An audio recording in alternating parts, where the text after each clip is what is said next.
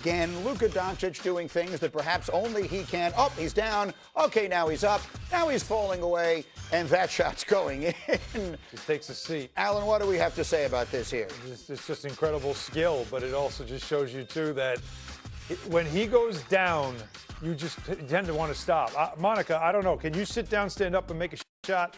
No, I can sit down and stand up some days. That's exactly right. To me, you had me at stand up.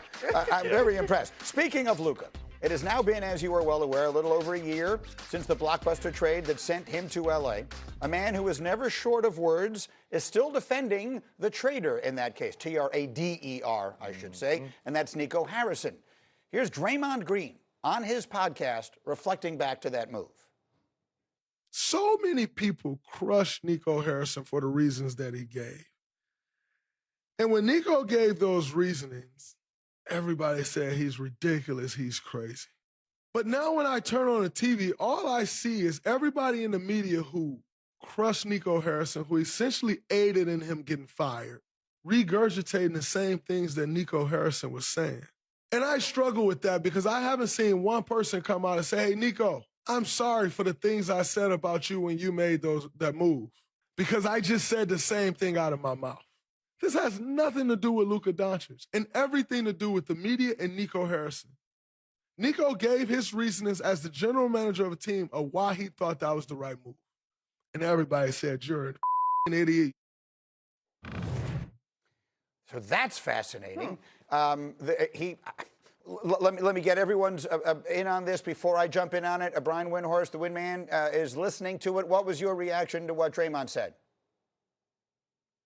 Well, Nico Harrison, and this has been, rational conversation about this has actually taken place for a long time. But if you wanted to trade Luka Doncic, there was a reason to trade him. They didn't necessarily want to pay him a $300 million extension. They were concerned about his conditioning. They were concerned about his ability to lead the team to a championship. I don't necessarily agree with trading a player who's 25 years old with those concerns, but you can make the case. Which I think a lot of people said. What you couldn't make the case for, and the reason Nico Harrison was fired was because of the trade that he made. Both not opening it to more teams, and even the trade that he made with LA, not getting more from LA. And then what really, and Nico's reasons, which he said the day of the trade, which was to have a defensive first team, Nico's rationale was really undercut by the fact that Anthony Davis couldn't stay healthy. And that he had sold ownership on the idea that we can't go forward with this player because he won't be long-term healthy because of his conditioning. And then the player that he traded for couldn't stay healthy. That's why he was fired.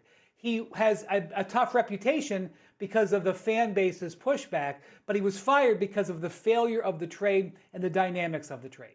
Okay, so that's a reasonable response to all this. Alan, what is your response? Well, for Draymond to say this is not about Luka, then why are you bringing it up? Why now are you bringing it up? You just played the Lakers. You saw what they look like.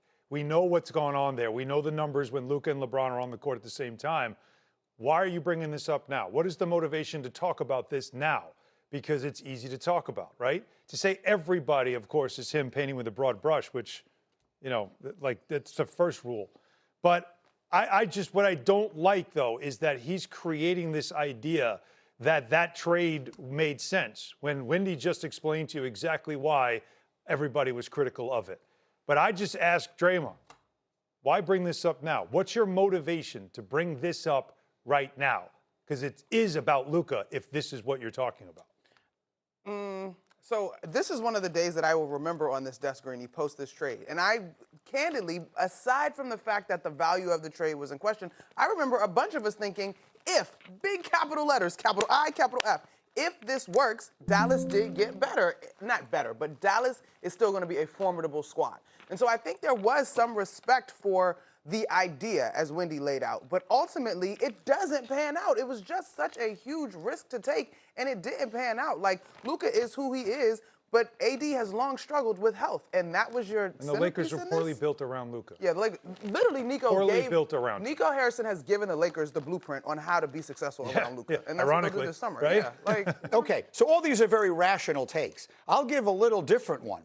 The Luka Doncic trade remains one of the worst trades in the history of American sports. It is high on the list. I'm not sure what conversations Draymond is listening to, or whatever little nitpicking people have of Luka's game, which is easy to do. He's not a great defender. He's probably never going to be a great defender, and he whines to the refs too much. He also leads the league in scoring. He is third in assists. And the man you traded him for, we have now established 65 games as the cutoff for having a representative season. The centerpiece of the man you traded him for has done that once, count it once, since 2018. That's 8 years. Once in the last 8 years. Anthony Davis is not injury prone. He's always injured. I don't mean that to knock him, but the first thing anyone says when you mention Anthony Davis is, well, he's always hurt. That comes well before how good he is. He's always hurt. So him getting hurt is not a surprise. It was a mortal lock. We all of a sudden, this conversation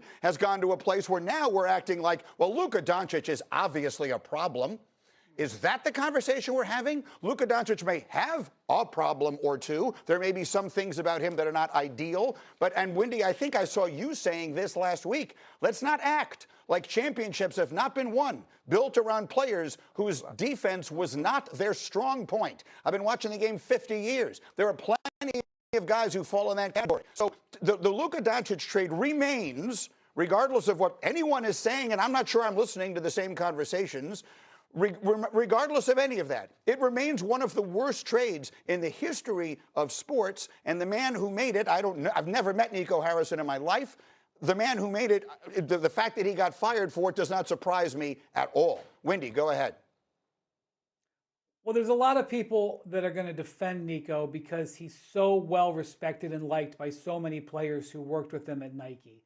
And I don't want to assume that's what Draymond's motive is, but I do believe he's been a Nike athlete for a lot of his career. And certainly there are a lot of people who think Nico is a really savvy and smart guy. But as you said, the actions were of, really undercut the team. And he got a very unfortunate break after this trade in that Kyrie Irving tore his ACL. Right.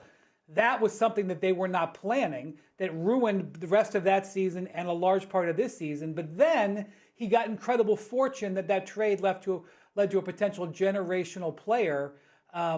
But yet, I still think, really, if you're ownership and you were sold on the idea that you had to trade Luka because he wouldn't get in shape, and then Anthony Davis arrived at training camp this year not in shape, and he had off-season eye surgery. I'm not saying it's a character assassination, but he arrived in camp this year not in shape and then immediately got hurt. If you're ownership, you're saying, wait a minute, we were just sold one thing and then this happened, and then it led to this. It's all right out there in the open. There's nothing sinister here. What happened is all out there for everybody to see. Can I just ask a question?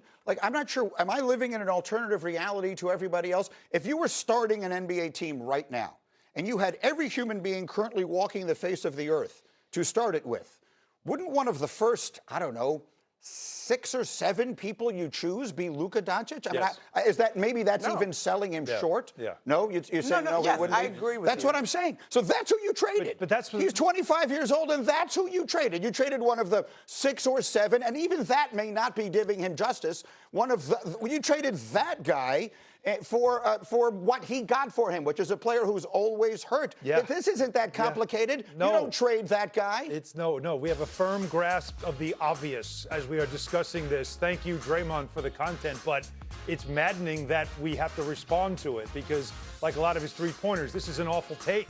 It's an awful take. This is simply put. You cannot possibly try to reason this.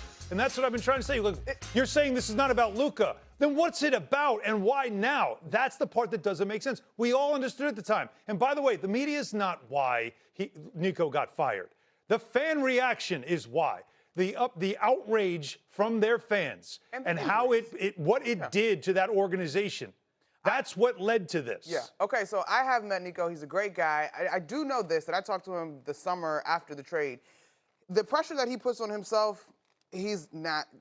That is what is unmatched. I mean, he's a guy that works really, really hard, and his internal compass is strong. And he did it was confident in what he did. I think Wendy has nailed it. If things play out best case scenario, we're talking about this differently. Literally, it unfolded as the worst case scenario. Exactly. But everybody, to your point, Greeny, has acknowledged the shortcomings in Luka Doncic's game. Does Nico deserve an apology? I don't think so. He took a big swing.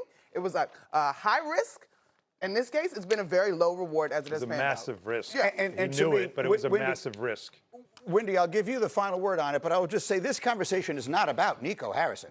This conversation is about Luka Doncic. Yes. Because the story of this trade cannot be written for another decade at minimum. But it's still- He's going to be a great player for a really long time. The Lakers haven't even started putting together a team around him yet. This trade is in its infancy. It came out of nowhere. If Cooper Flag becomes all of this, does that change it at all for you? No. You don't make a trade knowing you're going to get the first pick in the draft. No. That was a purely luck. The Had only nothing reason to talk whatsoever about do with this it. is because the Lakers are struggling with Luka right now, and we always blame Luka and only Luka.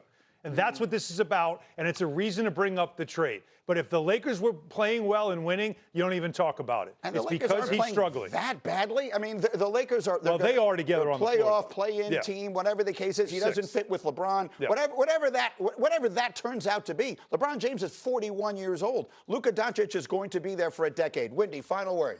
Greeny. Woo. Look, this is just Draymond Green sticking up for a guy who he's extremely close with, who's been extremely helpful to him. I think any of us in life and in business would probably do the same thing. It just happens to be very high profile. That's what it is. He's trying to stick up for his guy. I'm sure Nico appreciates it. Whether it's actually going to help him, that's a different conversation. Okay, we'll leave it there. It's an